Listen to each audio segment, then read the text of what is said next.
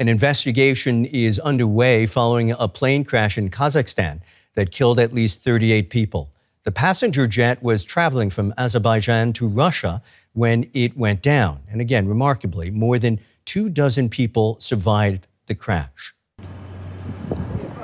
Moments before an Azerbaijani Airlines flight crashed.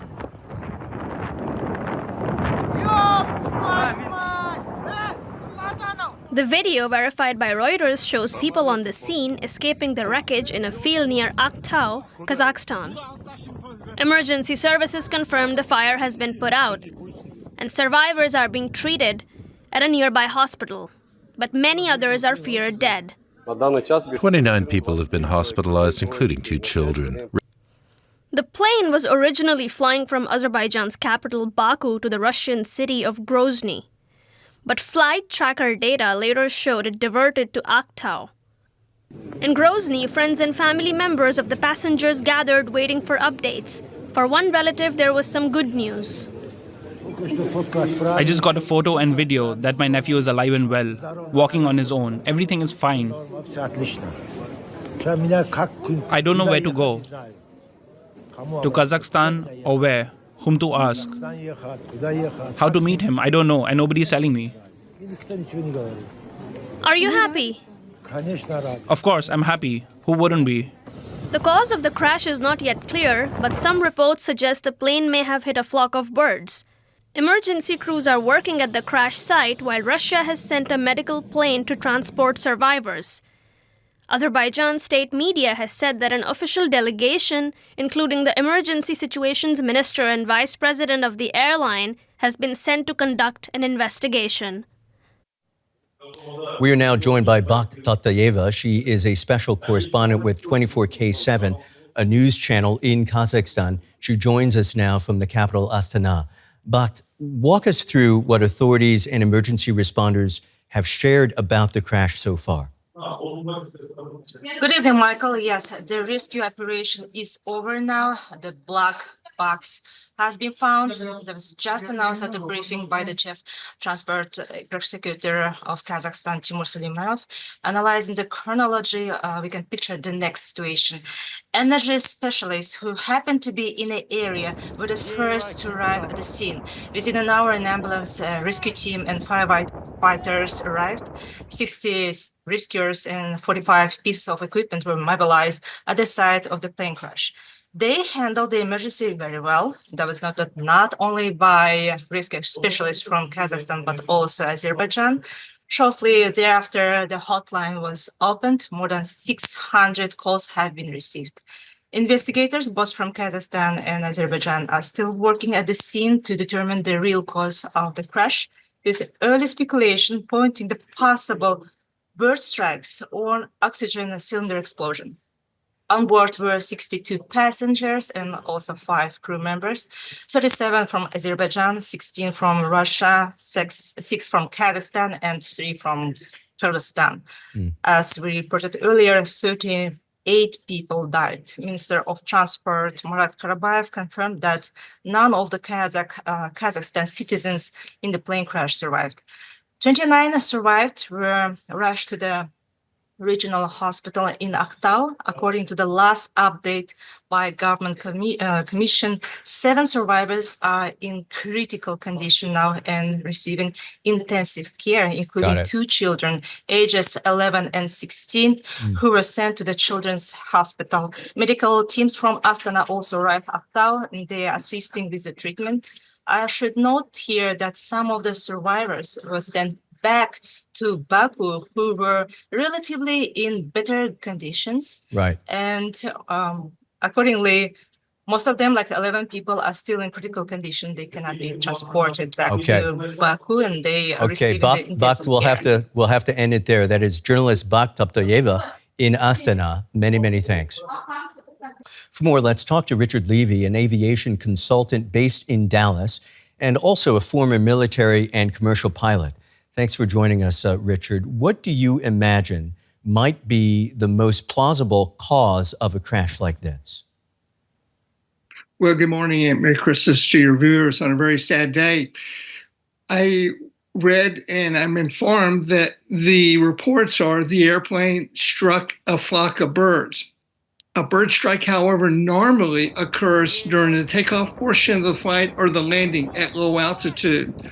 For the airplane to be struck by birds at high altitudes is very rare. Has it happened? Yes, but it's very, very rare. So that makes me skeptical of that report. Again, it's too early to say for sure. This region where the aircraft, the Embraer 190 was flying, which is a fine aircraft, is an area where the drones have been flown by Ukraine in this area, and the Russian air defense forces have actually, I believe, eliminated most, if not all, the drones. In fact, about 3 hours before the crash, a drone, or the last one of the Ukrainian drones, was shot down. So what I find also questionable is that the crew of the aircraft called the Grozny control tower or radar controllers about 25, 30 minutes before the crash landing and said, we're declaring an emergency. That's not unusual. That's good. But they didn't land there. They made a turn and they crashed about some 25 or 30 minutes later. This doesn't look like the steep dive of the aircraft descent before the landing is not characteristic of a bird strike. A bird strike affects the engines. And if it affects both engines, then you're losing control of the airplane. But something else may have caused this airplane to crash where the pilots could not control it because of a possible, and I repeat, I have no facts to substantiate this, the aircraft could have been hit by Russian anti-aircraft fire from the ground, which shoots at the drones. So what that would have, those bits of evidence would show up in what's called Flight Radar 24 in Switzerland. It gets radar information from the airplane, and they notice the airplane was climbing and descending just before the landing. And that tells me there's controllability problems. Second reason I say controllability problems, look at the steep descent before the crash landing. I do not believe they had control of the airplane. They were doing their best. And so the airplane hit nose first into the ground. The pilots were killed. The people in the front part of the airplane were killed. The airplane broke in half. The video shows that. And that's why the people in the back survived. That part of the airplane broke apart, skidded away, and they were able to, thank goodness, rescue a lot of people out of the back of the airplane. Richard, the flight had reportedly experienced strong GPS jamming and spoofing. Aren't there safety mechanisms to keep this from happening? There are procedures, yes, that we can entail when there's spoofing occurring. Spoofing occurs when you're trying to mostly distract or confuse the drones that are flying around the area. For commercial airliners, spoofing does happen. And what happens with the occurrences are it affects the GPS, the ground proximity systems on the aircraft, like you have in your car. And so then their navigation abilities have decreased. It does not cause an accident in itself for that. By any means, it affects the navigation. Now, we can go to emergency procedures when their spoofing occurs, but that's a different subject for a different day. And this Flight Radar 24 suspects, again, without evidence, there was spoofing involved in this accident that affected the GPS, and there could have been navigation difficulties. And again, if the airplane had been hit, that could have been, that's another factor of it. But spoofing itself will not cause an accident. It just affects navigation. So many more things we could talk about, but we're going to have to end it there. Our deep, deep thanks to you, aviation expert Richard Levy. And I'm joined by Stephen Wright. He's head of aviation and transport at the Technological University of Dublin. Good to have you with us, Stephen. From your experience and from the information that we have so far, what are the most plausible causes of this crash? Good evening, David.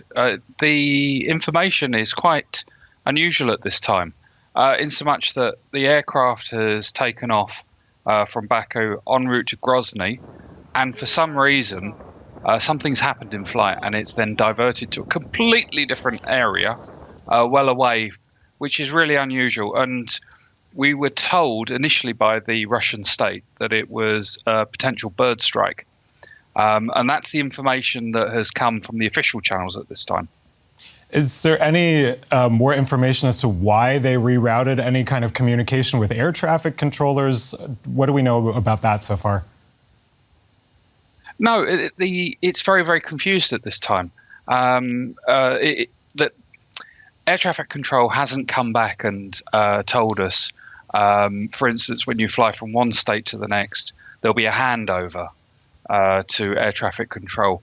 And likewise, when they are approached their emergency destination, we haven't heard officially through the typical news channels what's been happening there. All we know is that a emergency has been potentially declared because the aircraft is going somewhere completely different, and that the aircraft has then come in and attempted to land.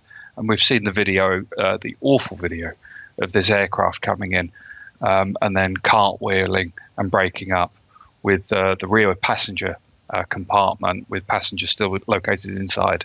We've seen that, and that's what we understand at this time. Now, the flight radar tracking of the course of the plane, it does show that the plane stayed airborne over water for some minutes before making a final landing attempt, as we would believe. What would the pilot have been trying to achieve in those final minutes before the crash? Well, when an aircraft comes to an airport, they don't always come straight in and land. Sometimes they'll have to come in. If you have technical problems, you might wish to fly past the airport or past ground services. For instance, people with binoculars, so you can see what's going wrong with the plane if you can't see yourself.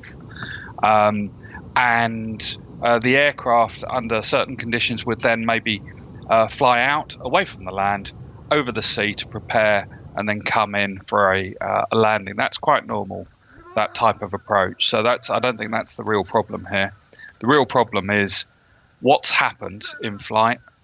And we're only going to know that once they remove the black boxes. And once they remove the black boxes, which I understand has already happened because they're typically at the back of the plane, they'll be plugged into a computer, and the digital flight data recorder and also the digital cockpit voice recorder will be interrogated. And that will then build a really clear picture of what's gone on. How long do you think it'll be before we get more information from that black box? Well, the black boxes, assuming that they're going to be read locally, and that's a big if, it takes a matter of hours. You know, you plug the computers in, and the digital flight data recorder, and as I said, the cockpit voice recorder, you can hear it and see the parameters immediately. It's quick. Whether they would do it locally, I don't know. I mean, one of the main countries, the BEA in Paris, might be looking at it, or perhaps the Air Accident Investigation Branch in Farnborough. They're also quite a big organisation that would be looking at this. So it's as fast as the logistics operation to get it from the crash site to effectively a computer suite that can download it. Now, Stephen, there's been at least one report of some potential GPS interference. Just briefly, if you could, what do we know about that? Is there anything to it? It's difficult to say at this time. I mean, GPS is a very, very weak data signal from a multiple number of satellites. Aircraft, they don't actually use GPS all the time like you would in your car navigation or Google Maps or such like. Aircraft, commercial aircraft, they fly with these really old-fashioned 1950s radio transmission signals. It's as old as the hills. It's not particularly efficient, and GPS has been put in. Unfortunately, because GPS is such a small, weak signal, it can be spoofed.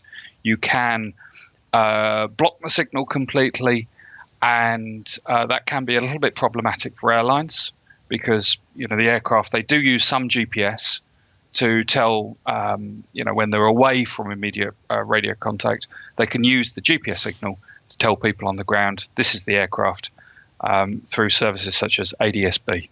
Okay, so is it a big problem? Is it going to cause the plane? Yeah. There's so much, as I can hear, there's still so much left to clear up in this story. Stephen Wright from the Technological University of Dublin, thanks so much for your initial insights.